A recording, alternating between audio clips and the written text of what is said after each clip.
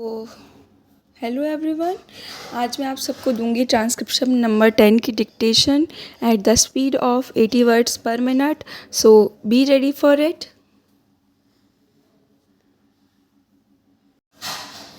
Start. In discussing the demands for grants of the finance ministry, we have got to see to what extent the administration of this particular ministry has led to the development of our national wealth and the securing of the welfare which our state claims to have in view. Madam, we must try to analyze very carefully the working of this particular ministry because it is not merely a department of the government, so to say, but it is the nerve center of the administration of the country. I would like first to refer to the role of foreign capital because in determining the manner in which the permission of capital issues has been granted by the particular administration, we should keep in our mind to what extent the interests of our nation have been served.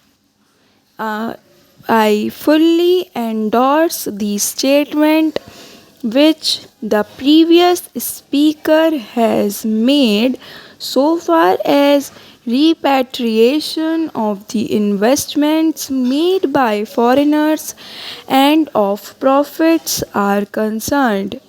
We have dealt with this topic quite a number of times, and I do not want to reiterate anything apart from only supporting what the honorable member who just now spoke said.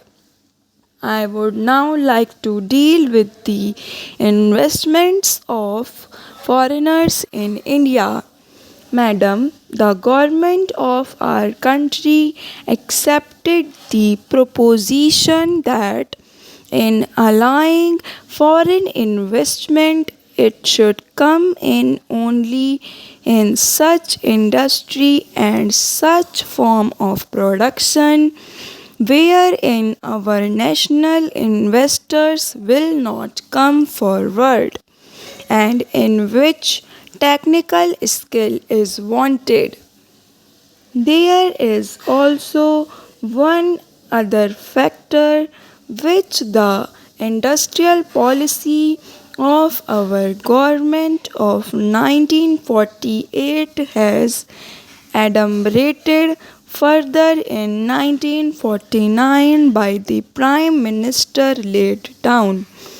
It specifically said that the control and ownership of such concerns should, as far as possible, be in the hands of Indian nationals and the technical know-how of our country should be developed. I would like to emphasize the figures that have been put forward for the last few years from 1947 till the end of 1952 or the early part of 1952. It has been reported that rupees 19 crores of foreign capital have been allowed to be invested in our country. Of that, practically more than rupees 6 crores have been allowed to be invested in managing agency and trading enterprises in our country.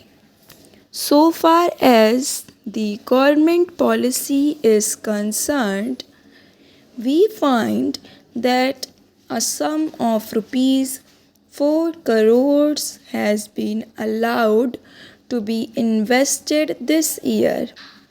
We do not know how it is to be used up. We have been told that during the period 1948-53, nearly rupees 35 lakhs have been allowed to be invested in textile machinery and generally in the textile industry. We have seen to what extent cotton and jute have been dominated by the national capital and to what extent they play the role as against the demand for them. We know further what the government is doing in regard to these industries and how the Indian counterpart in these industries are behaving. Then why this further penetration of foreign capital? Even in regard to the expansion scheme, we find that paints, soaps, electric fans, and machine tools are some of the industries where the government is allowed foreign interest to establish or expand their factories. It will adversely compete with the production of the country when the indigenous producers do not find any market in this sphere. Therefore, we have got to see to what extent the capital issue has been regulated by this government and particularly by the finance department so that the national well-being of the country could be guaranteed. Then we have got to look into the fact as to how far the new industries are allowed to function.